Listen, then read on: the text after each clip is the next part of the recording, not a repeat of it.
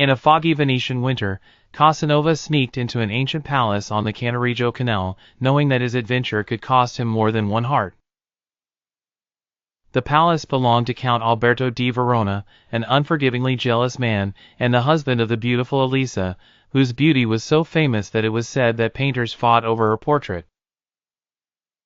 Casanova entered disguised in a black cloak, aided by a servant to whom he sold the secret in exchange for a bag of gold. He climbed the stairs with the agility of a cat, the palace deep in a deep sleep except for the distant melody of a drunken musician in the port. When Elisa opened her bedroom door and saw him, she gasped as if she had had a dream come true.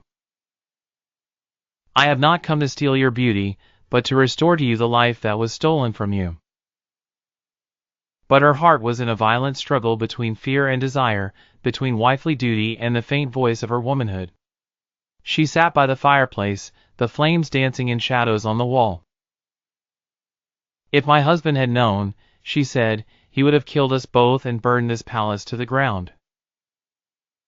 Casanova smiled and looked at her with confident eyes. Better to die for a moment of truth than a life of lies. He leaned closer, and the flame trembled as if he knew what was coming.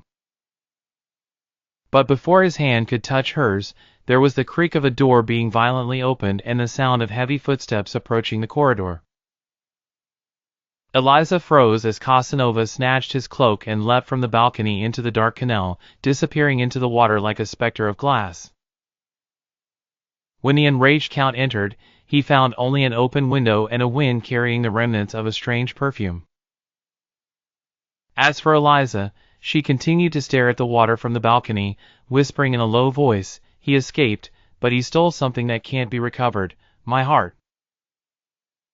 At dawn the next day, Casanova wrote in his notebook, "Every successful adventure leaves behind a woman crying and a man searching for a new adventure."